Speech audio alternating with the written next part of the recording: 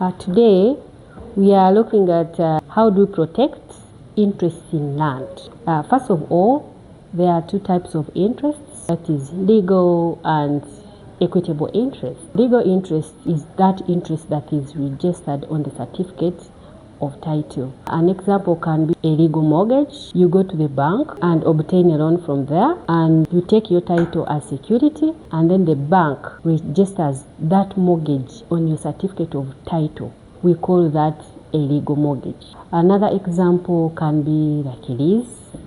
Another example can be legal easement, can be condominium interest on the mother title, and so many others. Another type of interest is the equitable interest. There are a number of equitable interests. Some of them include you are a beneficiary under a trust, beneficiary under a will, or someone is a legal representative on the estate of your late father or your late mother. So you are a beneficiary in that estate. So you own an equitable interest. Another one can be you have purchased land. Some of us, we like purchasing land. Once we have our sales agreement, and then we go home and sit. But if you have not registered your interests, you have not transferred land into your name, you remain an equitable owner. You have equitable interest. Another way you can have equitable interest is maybe you're like a spouse and you're on family land. Section 39 of the Land Act provides that before you do any transaction on family land, you must obtain informed consent from the spouse. Section 5 of the Mortgage Act, before you mortgage that land, in matrimonial property, family land, you must obtain informed consent.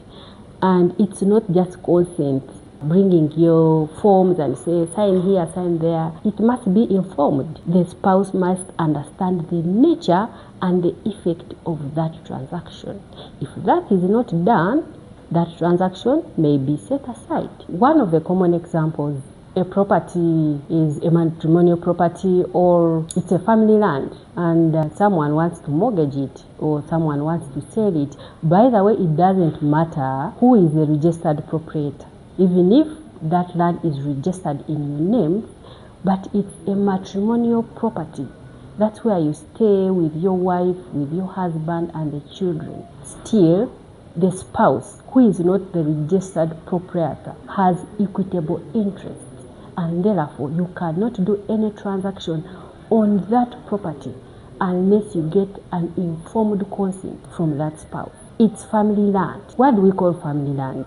This is where the family ordinarily resides and derives sustenance, or it's called family land as per the customs, the norms, the traditions of your family. And so if it's family land, it also doesn't matter who inherited it, who is the registered proprietor, as long as it's family land. That's where the family ordinarily resides, or that's where the family obtains sustenance. Maybe it's a farm, it has cows and the rest.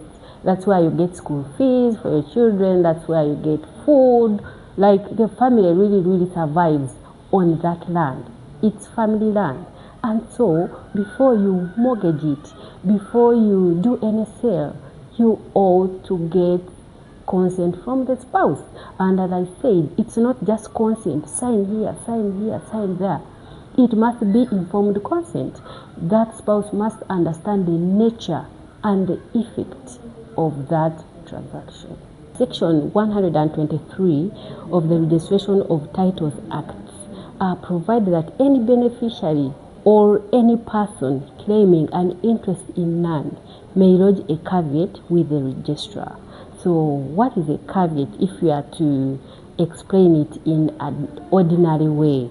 Like it's that complaint you lodge with the registrar claiming that you have an interest in this land and you state the nature of interest, and so before any transaction is done with that land, consent must be obtained from you, or until a caveat is vacated, no transaction should take place. Section 125 of the Registration of Titles Act provides that no entry shall be made in the registrar book while a caveat continues in force.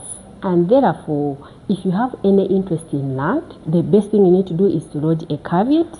How do you do it? A form of a caveat is found in Schedule 13 of the Registration of Titles Act, and so you will support it with an affidavit stating the nature of interest, the nature of claim you have on that land.